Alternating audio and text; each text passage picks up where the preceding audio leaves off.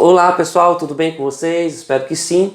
Nós temos um autor extremamente importante no nosso estudo de sociologia hoje, que é o Émile Durkheim, um francês do final do século XIX, início do século XX, nasce em 1858, porém morre em 1917, onde seus estudos para a sociologia tornou-se extremamente importante até os dias atuais.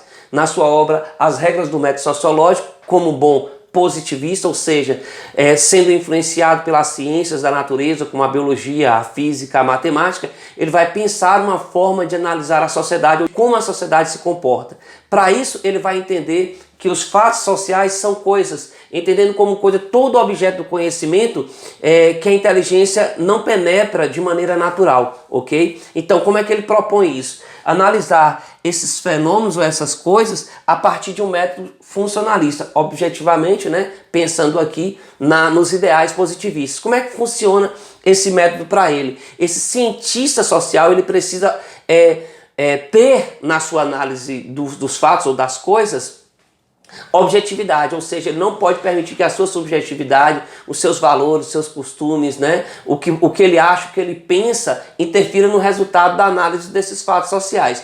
Para tanto, ele precisa deixar com que a neutralidade científica faça parte da sua análise. Isso, claro, mais uma vez, repito, característica aí da forte influência das ciências naturais. É tanto que ele entendia a sociedade como um organismo vivo, de modo que se uma instituição ela for afetada, ela vai afetar todo o corpo social. Por exemplo, se a economia for atingida, ela não só abala o sistema econômico, mas com toda a estrutura que compõe e que está interligada com essa economia, né? No caso de uma sociedade capitalista, por exemplo, ok? Então veja só, o que para eles são fatos sociais? Toda maneira de agir, fixa ou não, que exerce sobre o indivíduo três características: a coerção, a exterioridade e a generalidade. O que significa isso?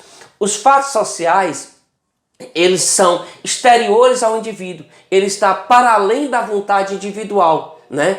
E ele é geral porque ele é para todos, ele não é para um grupo específico ou para uma pessoa exclusivamente. E ele é coercitivo porque ele vai exercer uma coerção sobre os indivíduos, ou seja, de repente o cara é contra o pagamento de impostos. Ele estando em uma sociedade em que estabelece, segundo as normas, o pagamento de imposto, essa vontade ou esse sentimento, esse desejo, esse pensamento, essa indignação que ele tem de não querer pagar impostos, isso independe para Durkheim. Ele é obrigado a pagar impostos para que ele possa exercer os direitos e também os deveres que eles são garantidos naquela sociedade, ok?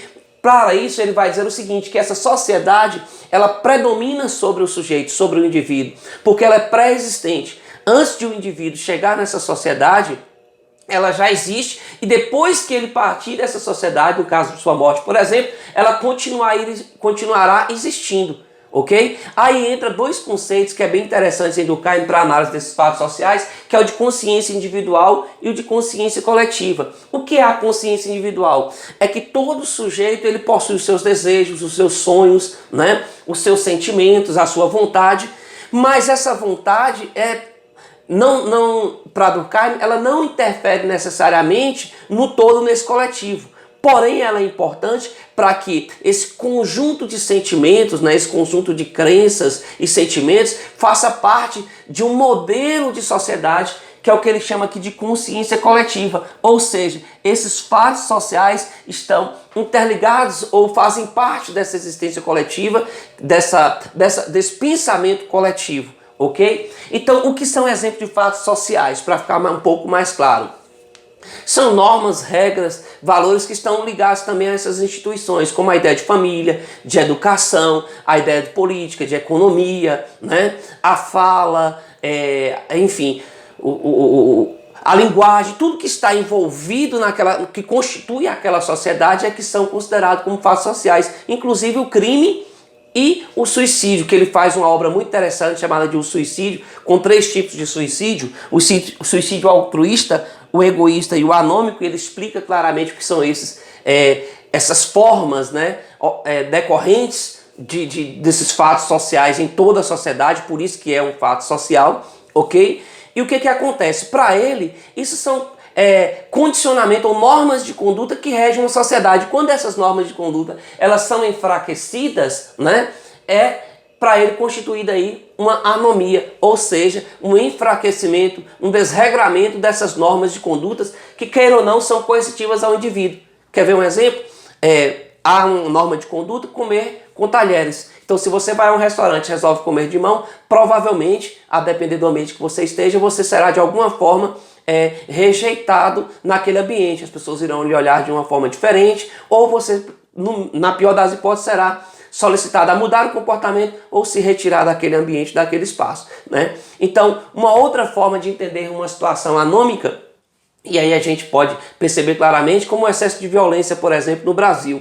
Se a gente pensar na atuação das milícias, né, a gente pensa que é o Estado, a polícia, né, que é obrigada a manter a norma, a regularização, a proteção à segurança da sociedade naquele grupo social. Aí você tem uma atuação da milícia, por exemplo, em uma determinada comunidade. Então alguma coisa está aí fora do lugar. Isso é uma condição anômica dessa sociedade, ou parte daquele grupo social, ok? Então, de maneira geral, a gente pode pensar também que essa consciência coletiva nos leva para Durkheim ao encaminhamento de uma passagem de uma sociedade mecânica para uma sociedade orgânica. O que é uma sociedade mecânica? É uma sociedade que ele considera pré-capitalista, onde prevalece a coerção total sobre os indivíduos nos seus regulamentos. Por exemplo, a influência da religião, né, nas formas de conduta do sujeito, por exemplo, em que o sujeito, caso ele cometesse um erro, vamos dizer assim, um crime, uma violência, alguma coisa nesse sentido, ele seria penalizado para servir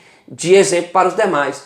E nós temos aqui a sociedade, a solidariedade orgânica, que faz parte do sistema capitalista. Já é uma sociedade mais complexa, em que a liberdade individual já exerce um pouco mais de influência sobre os sujeitos, ok? Então, nesse sentido, nós vamos concluindo aqui um pouco do pensamento durkheimiano, tá bom? E eu espero ter contribuído com vocês. Bons estudos e até o próximo vídeo. Um abraço.